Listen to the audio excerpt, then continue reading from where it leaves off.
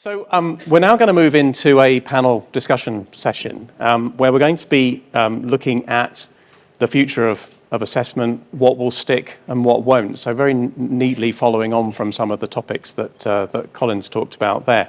So I'd like to invite to the stage our panellists. I'm going to let them introduce themselves properly, but Sarah Corcoran from ACCA, Professor Philip Dawson from Deakin University is going to be joining us remotely. Dan Howard from NCFE, please come up, Sarah, and take a seat. Dr. Donald Lancaster from the University of Bath, and Claudia Brickford-Smith from Oxford University Press.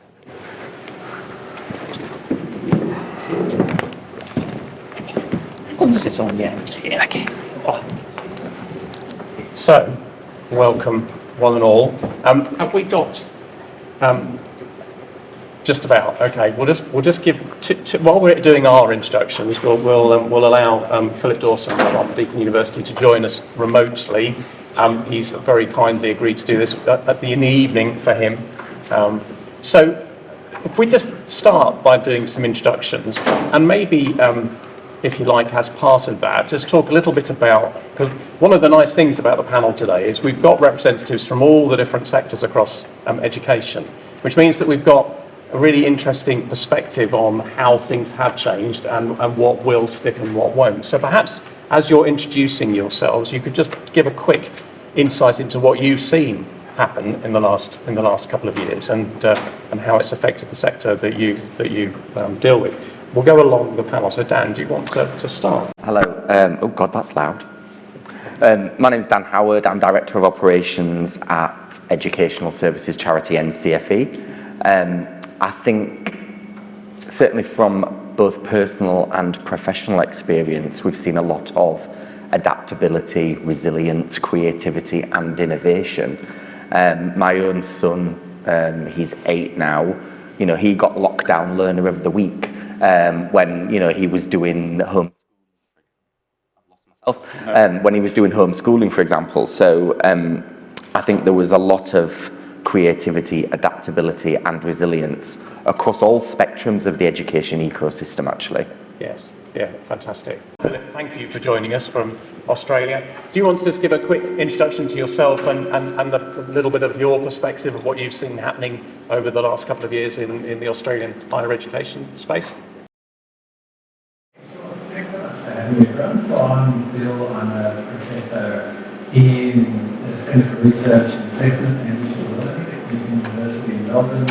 It is 6:53 p.m. and it's a grey, horrible day, so I'm in a better place.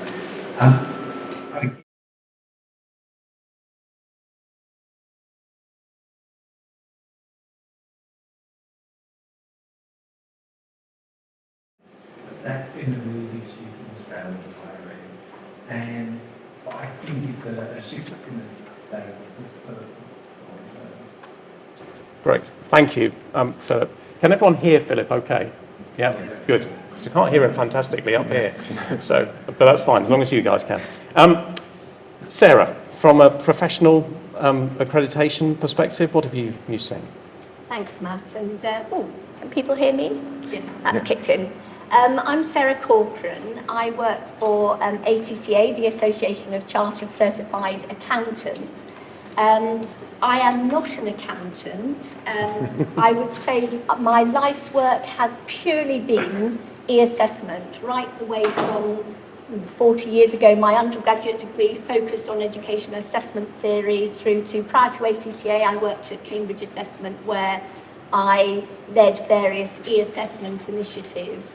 In our sector, which is professional bodies, we're global. I would say the biggest change over the last couple of years with the pandemic has been the move to remote assessment.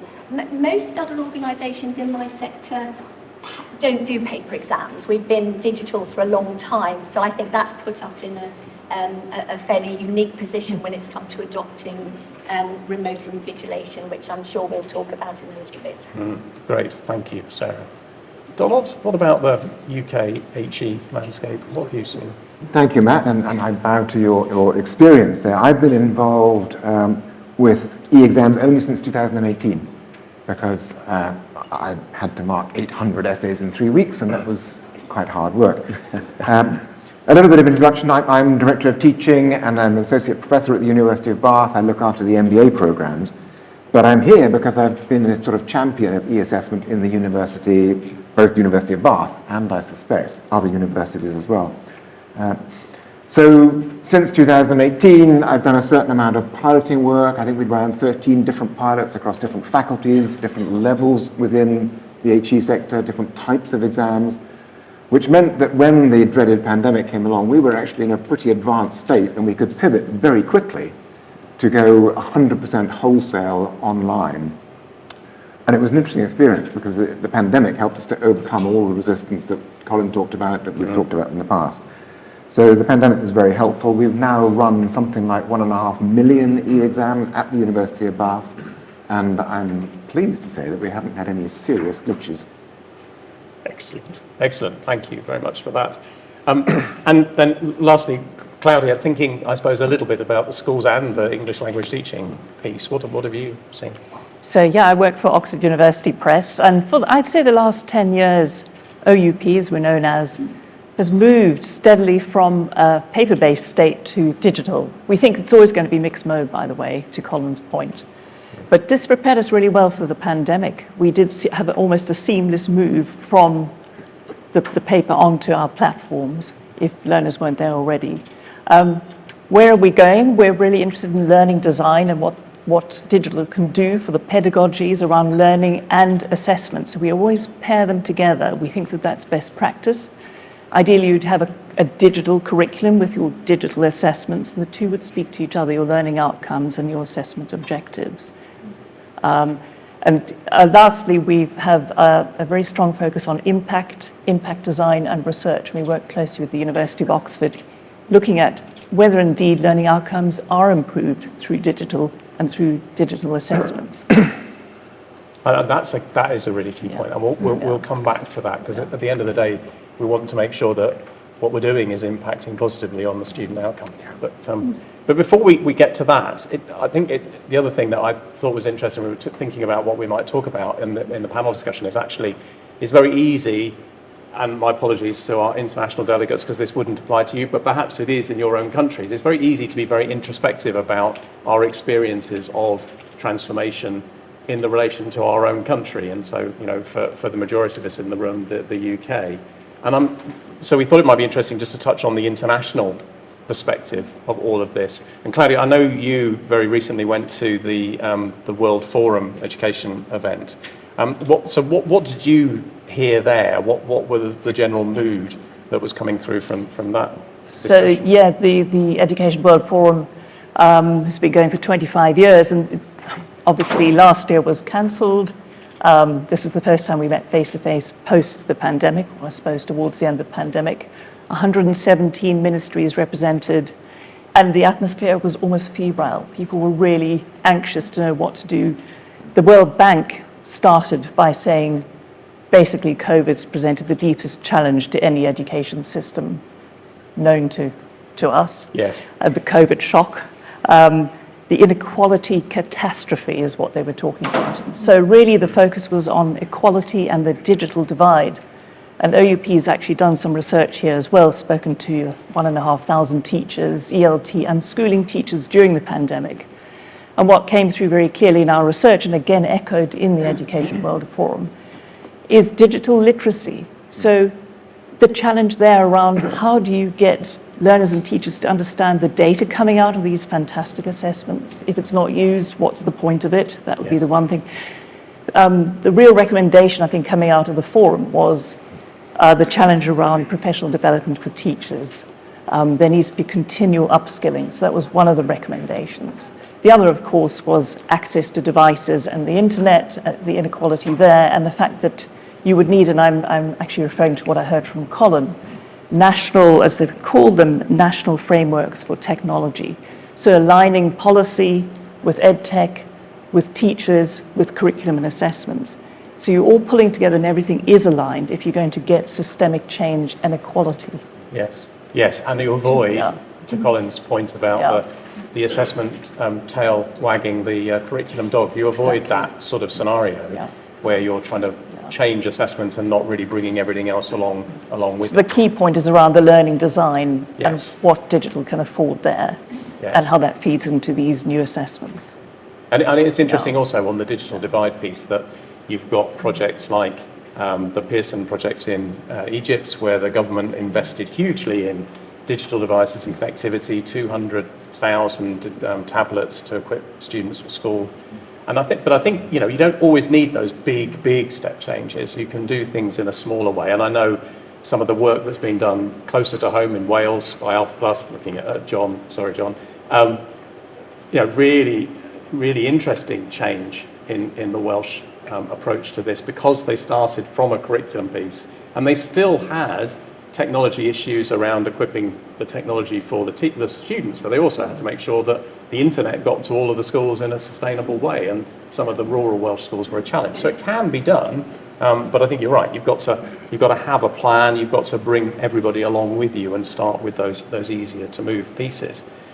And that, I thought it might be interesting just to look at the Australian perspective for a second, because Phil, assuming that you are still with us, I know you were saying when we were talking before that in Australia, and particularly within your institution, e-assessment's been the de facto for a long time. So you know, what does the broader picture look like in Australia in terms of the use of e-assessment, and is this a new phenomenon? Yes, it's really odd coming to these fora, and I'd say particularly things in the US where e-assessments a bit of an innovative thing or an optional thing. Here it's just a fairly mandatory thing in Australian higher ed. My undergraduate degree is now 20 years ago, but everything was at the very least electronic submission, a lot of actual e-assessment in there. The university that I'm at was started in the 70s as sort of a dual mode institution, online and face-to-face. Well, not online in the 70s as a face-to-face. That's pretty well the norm in Australia, that, you know, say at our university you can do your subjects completely online or face-to-face and pick and choose as you go. So we just had to do the assessment. I think that during the pandemic, the issue of sort of academic integrity and, you know, assessment security has become a big challenging one, and our regulators started to get really concerned about that, and they're really seeking guidance and assurance that we were doing that well. Which is funny, because in the past we've done heaps of e-assessment and they were never really that concerned about it. I think when everyone was doing e-assessment, that really dominated our national conversation in Australia around e-assessment. Yes, and we'll come back to that whole academic integrity piece in a little bit. But no, that's really interesting. And Sarah, from an ACCA point of view, I mean, you already operate on an international scale. So what's your perspective on this, and how does that situation change in all the different markets that you're working in? Yes, I could talk a lot about e-assessment internationally. There are so many things to think about, not just the digital divide, which we mentioned earlier, but different governments have different approaches, different regulators take different views on particularly remote invigilation, which we're going to come on to in a bit. China, if anybody, is our largest market. If anyone's interested in China, is a particular case, because they're introducing they've introduced new laws which are in the process of being worked through. What do those new laws mean? And you'll be aware of the Great Firewall of China as well. So that's a real challenge when it comes to e-assessment. So working with local infrastructure or providers that have local infrastructure is really important. So lots of things to think about. One story I will share, though, because it's just come to me, it's quite interesting.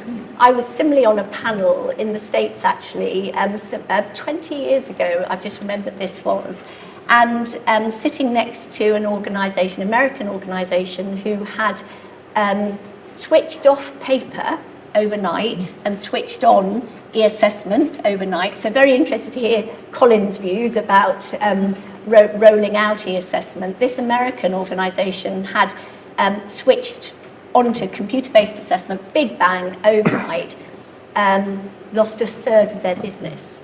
So we were very fortunate, we picked up that business. And on the panel, a member of the audience said to my colleague, how did you get it so wrong? And her answer was really interesting. She said, we forgot we were international.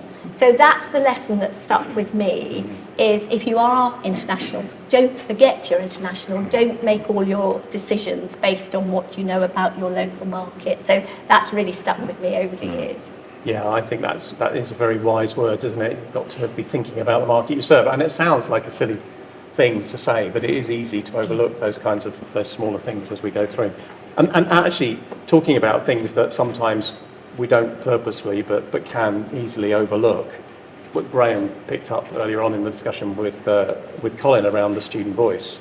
So talking about that piece, what the students want, we heard Colin talking about the overwhelmingly positive reaction from them. Donald, I know you've done quite a bit of research in this area. What's your take on all of this? Do students want this? Quite a bit of research might be overstating it, okay, but I've done a couple of surveys which I think are providing some interesting pointers. So the first one was in a relatively early pilot that we did at the University of Bath, and I surveyed the students literally 2 minutes before they sat their exam. So they were in the hall, everything ready, and of that sample, which was just over 50 people, 56% said they were either very scared or a little bit scared of what was about to hit them in 1.5 minutes' time. I then surveyed them right after they'd finished the thing. So same students, same exam hall, just finished it. And that number shifted dramatically. So only 30% were a little bit scared, and 68% were either neutral or positive about the experience. So an interesting shift through experiential delivery. Then a different survey, which was actually 580 respondents across 6 universities in 3 countries. So that's slightly broader footing, of which something like 94% had taken some kind of digital exam, so only 6% hadn't. And what was interesting about that is that their feelings about taking a digital exam in general, 77.5% were either positive or highly positive about their suspicion of taking the exam. And we asked them, how likely is it that you will find the assessment is more authentic by taking the exam digitally? And authentic is an interesting and ambiguous word. But the answer was that 82.8, nearly 83% of them were feeling that their delivery of their intended outcome from the exam was more authentic when they could do it digitally. And we can read into that all sorts of things just from qualitative answers that we have. Just the ability to be able to edit, to copy paste, to do all these things, to move around, to format properly, and not have those ghastly asterisks and arrows which we've seen on handwritten papers. So all of that sort of stuff I think probably influenced them. We also asked them, are you more likely to apply for a course that offers e-assessment? Bit of a kicker question. And again, 84.5% of students said they were more likely to apply for a course that offers digital examination. And the last question we said is how do you, this is coming on to the point about remote proctoring, how do you feel about online proctoring during a digital exam? And interestingly, more than half, 52.5%, said that they were either neutral about it or quite relaxed. And I think that's fascinating because other work that I've done suggests that my institution and my student union are much more aggravated about it than the students themselves, because they're kind of used to sharing everything, aren't they? Yes. So that's just a very, very brief run-through of some of the research that I've done, but it does indicate, as Colin was saying earlier on, that there is a groundswell of positive opinion towards making this switch, whether it's evolutionary or revolutionary. Yeah, excellent. Thank you for sharing that. And Sarah, just very briefly to you, on the professional side, are you seeing that desire to move more digitally as well? I mean, I know most of your assessments are, but was that a positively received thing? It's not a question that comes up for us at the moment, but when we did rollout, we at our lower levels, we've had e-assessment for a long time, but a few years ago we did move to the sort of the more, I like the word authentic assessment, the we call constructed response items. So our exams, we take the view that you cannot be an accountant unless you can do spreadsheeting and use Word and use authentic tools that you will use in the workplace. And when we rolled out those sorts of exams, it was definitely something we had to think about very, very carefully.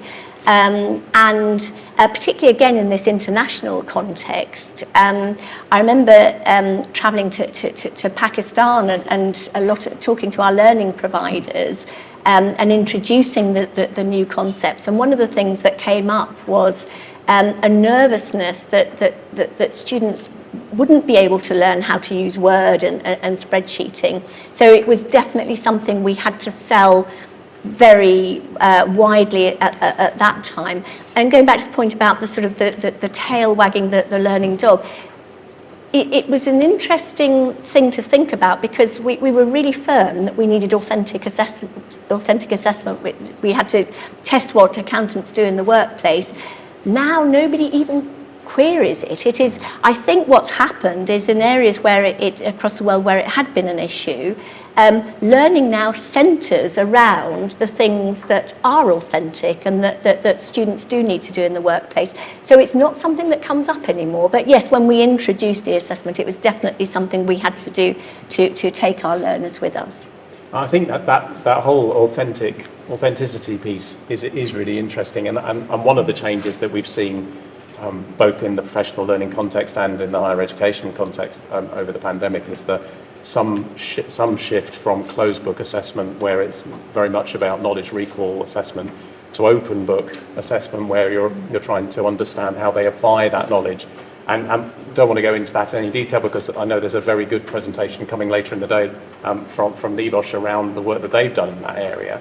But there are also challenges with making that shift, aren't there? And one of the things we touched on earlier on was the whole academic integrity piece. And Phil, again, I know this is an area that you've done quite a lot of work in. Is there anything you want to talk to us a little bit about that academic integrity piece? And well, I think when you were saying earlier on about how everyone got very worried about cheating because of the pandemic, but actually they weren't worried about that previously, and you'd been doing this a long time. So what have you seen around that whole academic integrity piece? Yeah, so in like the end of 2019, early 2020, I wrote a book about cheating technology, and then they got published right in the middle of the pandemic. So I ended up talking to a lot of people about cheating technology, and people were really concerned. A lot of it was things that have just been happening in online education for a while. You know, if you think of say, I think it's Western Governors University in the States, that's just been doing sort of remote proctoring and all sorts of other security assessment for a long time. So approaches have kind of been out there. I think a lot of approaches that can be effective were not used during this sort of pandemic period. So I think there's a lot of poor practice out there.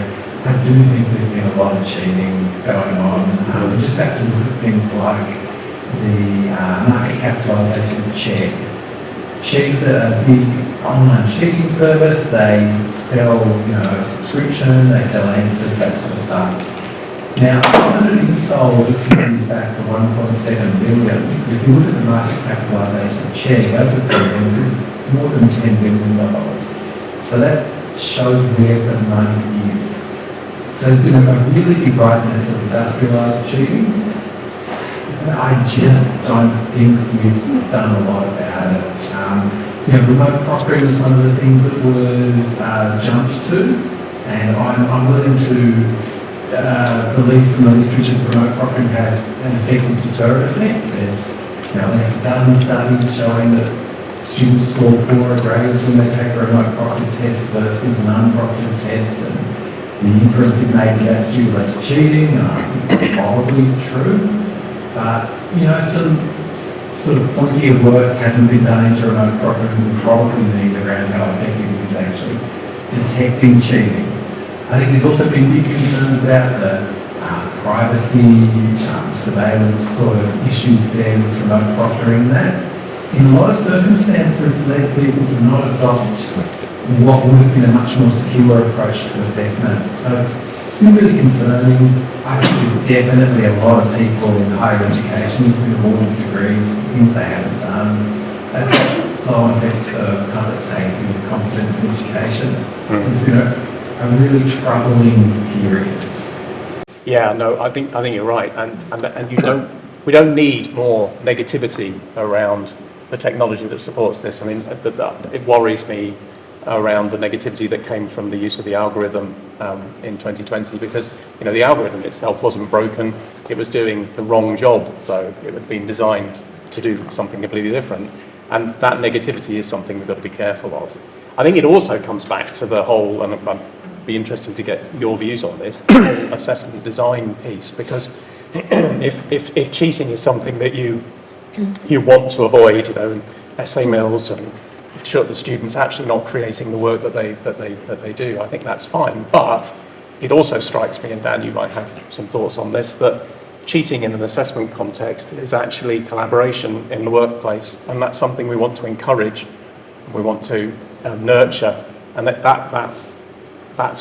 balance has always worried me, that we try and shut down all possible cheating, and that doesn't help nurture the skills we need. And in the vocational space, collaboration's, well, in all spaces, but vocational particular. Yeah, I mean, NCFE, we work in the technical and vocational space and have done for over 170 years, and I think it's not just about assessment design, it's about the qualification design, it's about curriculum design and making sure that they're sequenced in the right way. Yes. I also think when it comes to different methods of assessment, going back to points that have been raised today, it's about not only being authentic, but it's about being accessible.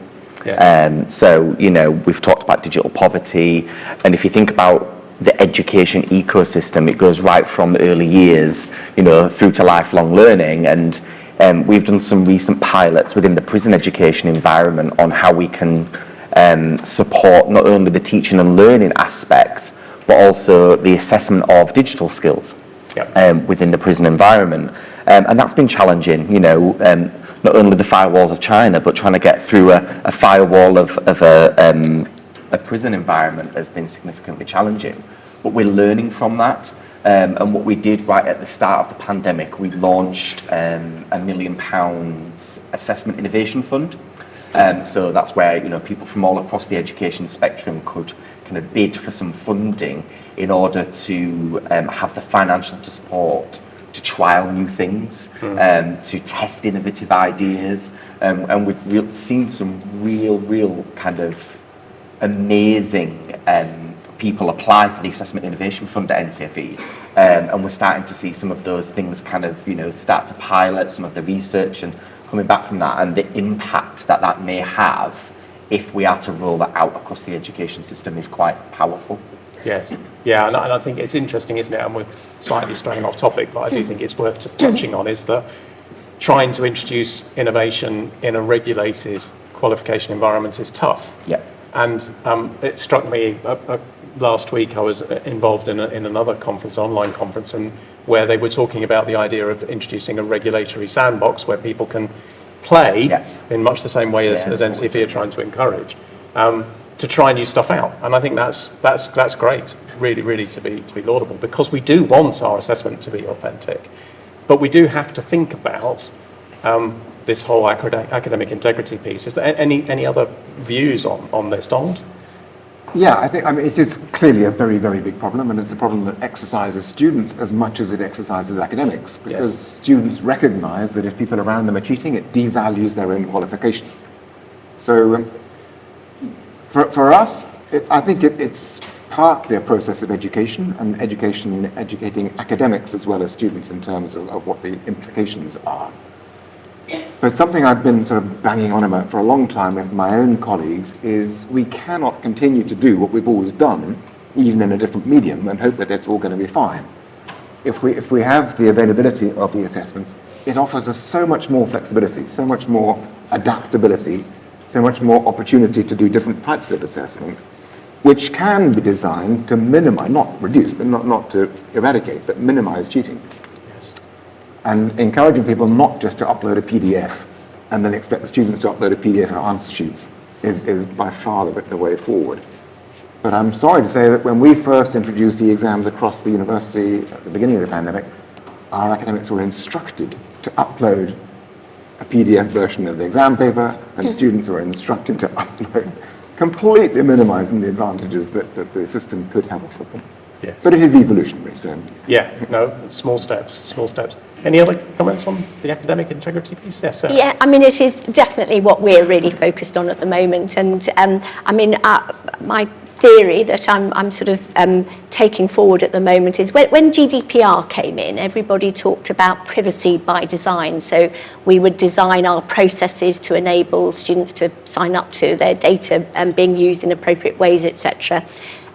We're now talking about, in response to this integrity thing, security by design. And some of it comes to your point about designing the qualification in a way that enables us to test things like collaboration. So that might be part of it. But also the actual exam structures. So we need to move away from just the same exam form for everybody across the world at different times, because we need to accept that if there is currency in our qualifications, which I'm sure for everybody here today there is, students will be motivated to cheat. So we need to design in a way that either recognises the positive behaviours of collaboration, or in a way that if there is cheating going to happen, then the qualification is designed in such a way, the actual exams in such a way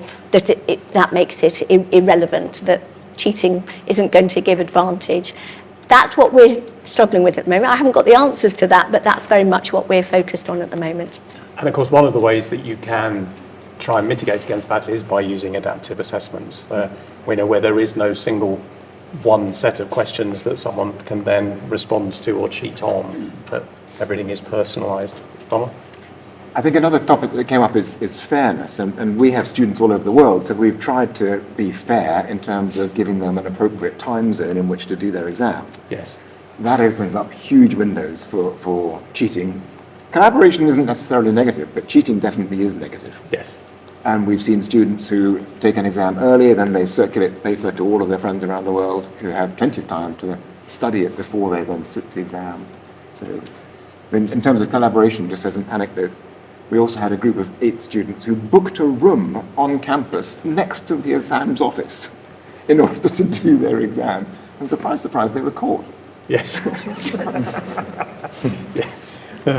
So we've touched on a couple of times around privacy, and very familiar again here in the UK with GDPR and across Europe. But that's not the only new privacy law. So you've got personal information protection law in China. You've got the Privacy Amendment to the Australians' Privacy Act, and a whole host of other privacy laws that have come in. Claudia, I know from an OUP perspective, you do a lot of work internationally. So how do you design your assessments to navigate all of these privacy law pieces? Particularly, I mean, China, I suppose, in particular, is a big market for you guys. What does that look like? One of our major markets, or it was until what's called the double reduction legislation came in last year, which basically meant that although you have to work with a third-party partner in China by law as a foreign entity, what we could do in the schooling section or the post-school, after-school sector of the market was completely closed down. What we've done most recently is to partner with China's biggest home market digital platform.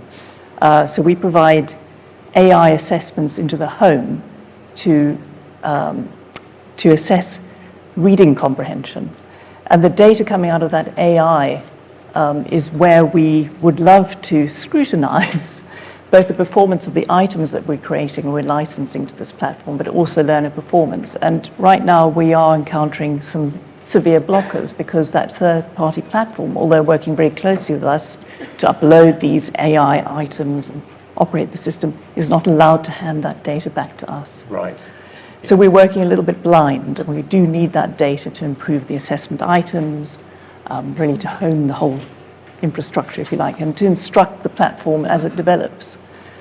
So yeah, it's a challenge. And is that the Just an case example. even if with the data anonymised so that you can't identify anybody?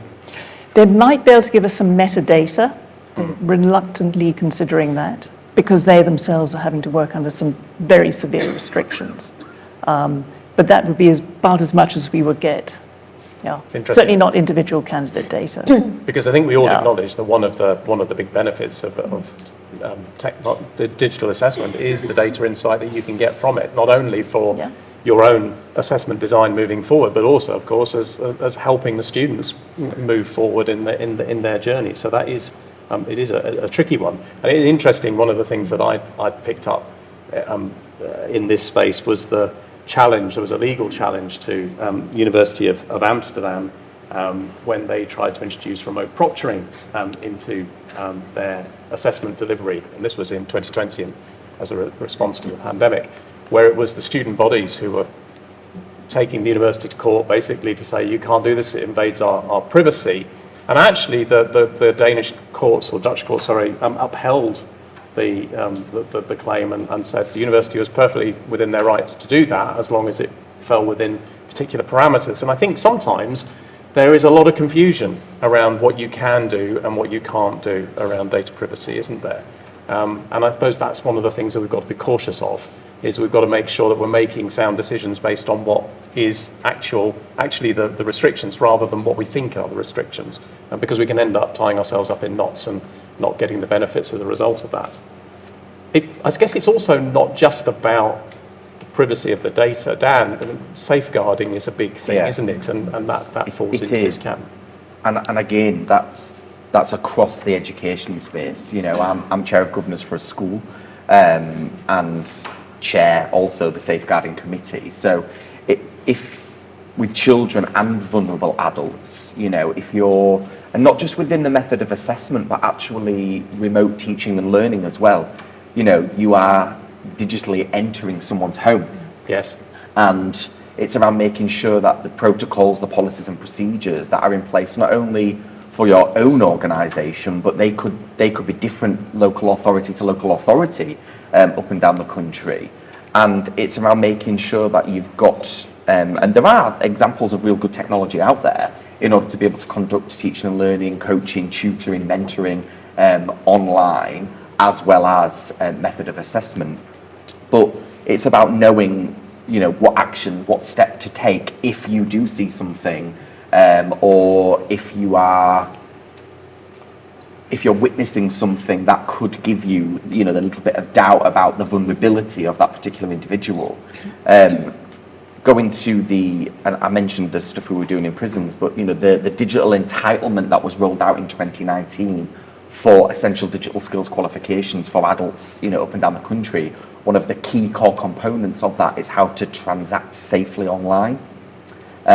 Because, you know, the vulnerability of that is absolutely crucial when people, I think it's over 11.3 million people in the UK lack the basic essential digital skills in order to be able to transact safely online. Yes. Yeah. No, and that is a big thing. And I think actually it's also a big thing for examiners, for teachers too. You know, we're very familiar as individuals with doing our shopping online or doing our banking online, but actually knowing how to. The amount of people that's seen my kitchen over the last 2 years, you know, and I always make sure I hide the booze before I go on Teams, so people don't judge. Yeah, but it's true, isn't it? You've got to be prepared for that. You've got to understand what you should be sharing, what you shouldn't be sharing. And I guess the role of proctors, invigilators is also important, and getting the quality invigilators to interact with the students who understand the issues is also important. The ACCA do a lot of that remote invigilation piece. And any learnings from your experience around this whole privacy and safeguarding piece? Yes, I guess I'd pick on two things. One is that, I mean, GDPR is very well established, But we have to recognise that we're actually pushing at the forefront here. So even though it's well established, privacy cases that have been raised around remote invigilation, it's all new case law. So we're testing out what the courts are going to judge as we go along. In China, PIPL is not well established, and so that we haven't even got any sort of firm guidelines. So what you were talking about, Claudia, the cross-border data transfers, that's a huge learning experience that we're going through at the moment. So that's one point I'd make about how pushing at the forefront of innovation here. There are some legal aspects to think about, and we're just navigating a bit of a maze in some areas. The other point to make in terms of our remote invigilation, it works really well for us to work with trusted partners. So we work with the British Council, who is well experienced in vigilation.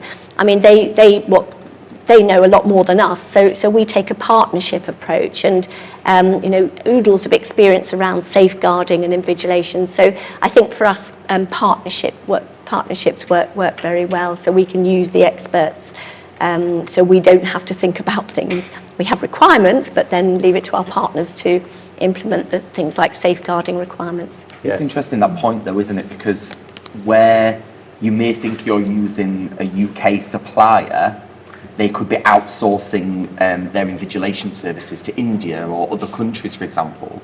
And again, coming back to the safeguarding issue, anyone working with children or young, vulnerable adults in this country will go through an enhanced, checking service in order to be able to, work with young people and vulnerable adults. Do we ask the same of our international colleagues to go through the same type of vetting if they are going to be doing the remote invigilation, entering the homes of people within the UK? Not sure. No, I think you're right. I don't think we do. And I think that goes back to the whole point about trying to use quality invigilators, not trying to do it on the cheap. And I was at a very interesting session held yesterday by Civica, one of our sponsors, where that topic came up. Yeah. You can't always do everything about just the cost. I mean, cost clearly is an issue, but the cheaper you go, the quality of your invigilators is going to go too, and it's all going to be about numbers. And actually keeping that policy is important if you're inviting people into people's Exactly, and the work and research we had to do when the government cancelled exams and we were going to teacher assessed grades and remote invigilation for our functional skills delivery over the last couple of years, we had to really test and stress test the suppliers that we were using. Yes. In terms of their invigilators, and we decided to do some of it ourselves. We also decided to use some of theirs, but really tested who were those invigilators, where were they based, and kind of what security checks had taken place. Yeah, no, it's a very good point. And Phil, I don't know from the Australian perspective whether this is anything to add in terms of what remote invigilation and its privacy implications have in the Australian HE landscape? Yeah, so we had some cases of students protesting and all that sort of stuff. We've also had some sort of homegrown proctoring approaches with individual institutions that haven't been treated with the same sort of level of concern because they weren't with somebody or corporate entity coming in and taking over assessment. But I think what I sort of like to see is so there's engagement with the law and what the law requires us to do, and then there's broader moral, ethical issues around privacy. And I'd love us to not forget that we don't just have to do what's required by the law, we also want to be moral, ethical actors there. And there are organisations we might consider engaging with. So perhaps the Electronic Frontier Foundation in the US had a lot to say about proctoring and sort of a lot to say about the Ian Letter case. Which I assume people are aware of, the Wingfield's case with Proctorio. But I think we in e-assessment probably need to be better engaging with those sort of privacy concerned people and organisations rather than just going, well, we're going to operate within the letter of the law. We need to be on the front foot because those organisations who push for change if the law doesn't if the law doesn't actually achieve those moral ethical aims, they can push for changes. let's work with them and more of a proactive sort of way. Yeah, no, very, very, very good point. And I think I'd like to pause for a minute, if we might, and just see if there's any questions from the floor, because we've talked a lot about different topics that I'm sure will be relevant to people here in the room. Have we got any any questions from anybody that they'd like to put to the panelists? Come on, be brave. Stunning. Yes, at the front here, Anna. Just wait for the microphone, it's just coming to you.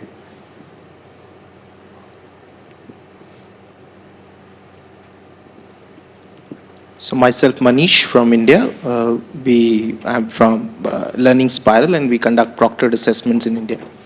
So this was a question with regards to, I think, ACA. You would talked about international and the experience international and how we should not compare it with the local markets. So another thing that we have experienced is this whole thing about mobiles. So we found it, at least in our country, that the children and the students are far, far more comfortable using mobiles and giving the assessments as compared to PCs and computers or tablets. And that's come out across surveys, across multiple assessments, etc. So there's a whole thing about this leapfrogging as well.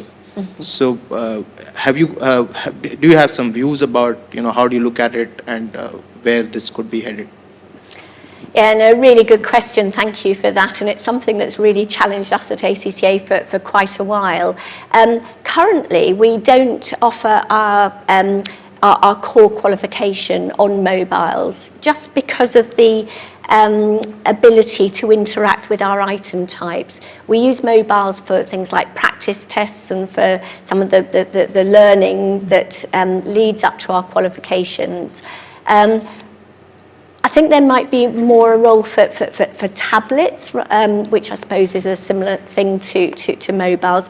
We haven't gone there yet. And in fact, the conversation was ended up more being around what screen size would enable students best to interact with the exam, because we've tried to, going back to the authentic assessment point, we've tried to replicate in our exams what students would do in the workplace. So a typical exam might look like students have a set of accounts that they have to read, and then they get a question, and then they have to interact with other artifacts. So there's a lot going on the screen. And unfortunately, that's just not possible to do easily on a mobile. But you're absolutely right. In many countries, there's far more accessibility to mobiles than to PCs. And I think that's where, for us, finding a physical locations that students can go to use a PC has been a major part of what we've had to think about. In other words, a centre network. Great, thank you. Any other comments on that particular question? Just a small technical point. One of the very few glitches that we've had at university was when a student did try to use a tablet to do their exam. And it showed up something quite interesting, because the platform we were using, which was Inspira, uploads every 15 seconds. So if there's a problem with the machine or with the internet, the student's work is saved. The tablet and the phone don't have that technology. So if there's a problem at any point during them doing the exam, all of their work is lost. Now, that's something that the technologists can probably fix, maybe, I don't know. But for the time being, that's a serious fairness problem. And I guess that comes back to having a clear understanding of what you want the technology to deliver for your particular assessment. And if using mobiles is important, and I agree that it's a great way of addressing the accessibility piece, then you've got to make sure that the technology you're using is capable of doing that, and that if the internet does go, as it does, it's capable to cope with it, and you don't lose anything. Yes. I suppose it's also a case of assessment for what purpose. I mean, we've addressed examinations and qualifications here, and of course you'd need higher security and probably a more regular format, and your devices would be limited in that respect. But from where we're looking at these digital curricula from OUP's perspective, we very much see the mobile device as key to delivering assessments, continuous assessments, that formative diagnostic data. And so when we design our assessments, we're looking at different screen sizes. They have to be device agnostic, effectively. So really important to keep that in mind, that continuous assessment and this move towards a kind of a mixed portfolio of high stakes, mid stakes within the classroom, and then the formative is probably where we're going. I think yeah, right. I think Colin addressed that right at the beginning. Yes. So exam boards are looking at diversifying their portfolio. It is not just going to be the classroom versus the exam hall, it's both. Yeah. To get a really broad picture of learner performance. Yeah, and it would have been great to have delved into that a little bit more, but we're going to be constrained at time. Sure. And those people who know me, big champion of formative assessment, so it would have been really interesting to do that. But you're right, and it is about thinking of all of that ahead of time and building that into the design. Any other questions? So, yeah, right at the front. Graham, do you mind? Hi, I'm Pranav Kaparia from City and Guilds, and very interested. So first, very interesting discussion. Thank you. In terms of, we spoke about firewalls earlier and experiences of working with firewalls. In terms of, working with high security areas, for example, prisons or other areas which you don't allow, there's a restriction of what is allowed into the organization. Any experiences and any tips of how do you get across content as well as assessment across those firewalls to make sure that you still have the, proctoring, invigilation, your assessment done properly, but still overcome the firewall barriers? I've got a fan here, and I'm really sorry, I did not hear a word. So if someone could, Could you just Oh, sorry. and I can't see you, so I can't. Yes. There's a light there. I can't even read. I'm afraid. Sorry, just getting your experience about overcoming the barriers for firewalls in different organizations. Yes, we got a sort of a big example for China where you can go and do a local partnering, but in terms of prisons, for example, or another high security area, how do we overcome the barriers of firewall? Okay. Do you want to go first? Well, yes, and I'd add to that. There's the government firewall in China. There are company firewalls as well. So what we've discovered when we've introduced remote assessment, which is students using laptops at home, in fact, if I'm honest, this is causing us more problem than the China Great Firewall because we use local providers. It's company firewalls and enabling students to, unless you've got admin rights and ways round it, which I'm not a technology expert, I wouldn't profess to know how to get round it, but that's the thing that's caused us one of the greatest issues. You're wanting solutions. We haven't yet found them, actually. I think what we have done is where we have big employers, that those employers can help with whole groups of students to set things up in advance. That's something that's helped, but not all of our students come from big employers. So it has been an issue with students using their laptops at home and failing to be able to download the software that they need because of their company firewalls.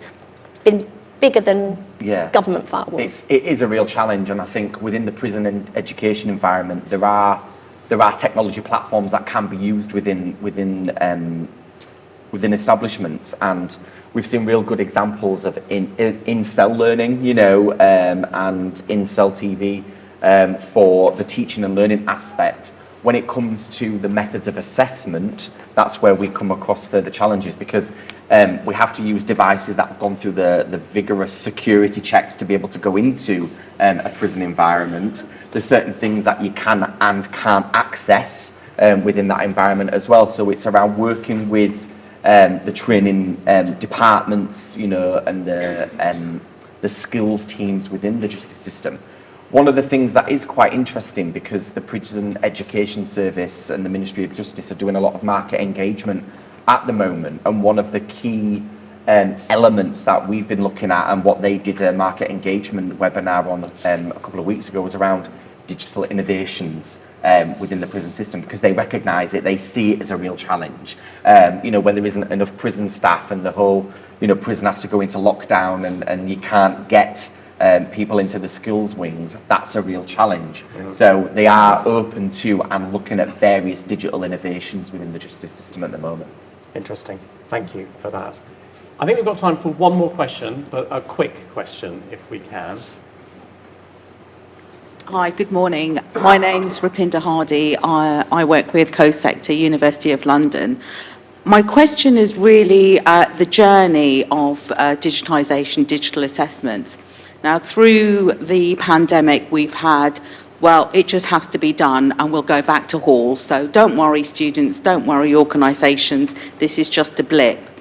We've got a bit of a mix at the moment. We've got one examining body saying, right, digital assessments is a way forward. Another examination body saying, we're going back to halls. And obviously with the various organisations that are offering proctoring, that are offering online assessments, whilst they're all very similar, there are key differences. When do you think we'll achieve some sort of standardisation? I do transformation as a living, so standardisation and following the norm, the critical path is really important for me, because that way I can build something that's sustainable and we can measure against it and measure against other organisations. So there's lots of fluxes within the whole field, but there is a journey that needs to be taken, and so my view is always with the student in mind. So I want to achieve that standardisation with the various deviations that are normal. How do we achieve that? And do you think it's like in the next 5 years? Do you think it's in the next 12 months? That's my question. Exactly. That was a big, short question. But thank you, because it's very relevant, and I think, you know, how do we standardise this approach? And the Ken Boston prediction here, how long? So very quickly, Dan. I think from an ed tech space, you know, there are certain things that have to be consistent. So accessibility, for example, if you're a provider of education technology, you have to meet a certain standard when it comes to accessibility for education technology. What is the challenge is the user experience and the user interface, because the design of different platforms, different tech that is provided within the education space can look very different. And if you're delivering a mixture of different qualifications in different areas using different platform providers, that is where you're going to come across a real challenge, because there isn't a consistency. And you almost have to be a tech whiz in order to be able to navigate your way through a platform, if it's teaching and learning or if it is method of assessment. I would welcome, we provide edtech technology within the vocational space. I would welcome some consistency in terms of the UX, the UI, and the design principles of how you create, develop, and then deploy software. So you have to have them from an accessibility and equality perspective, but the UX, UI design perspective is down to that organisation in terms of how they code and develop their software, unfortunately. Yes. Any other very quick points on that? Very quickly. Yes. Sorry. Sorry. I think we need to establish trust. I think that's really important, both from students and from academics. And that validity is going to come through proof of purpose, really. We have an exhaustive moderation process for the content of exams. So as long as they are moderated to meet the intended learning outcomes, and they then have to run through external examiners as well, all of that sort of standardization to standards makes sense. But we still need to have horses for courses. So different types of academic institution, different types of subject matter will require different exams. But I agree, the UX and UI should be consistent for students in one institution. Yes. I think the biggest change I've seen is the toolbar going from the top to the side. And that's probably one of the most consistent things I've seen across various different educational platforms, is the toolbar is no longer at the top, it's down the side, but that's about it. Yeah. We need a bit more than that. Yeah. Yes. I'm sorry that we didn't have more time to focus on that, because it's a really, really good topic. Yeah, very interesting. Going to draw things to a close now. Please, could you join me in thanking Claudia, Donald, Sarah, Dan, and Cheryl. Thank you.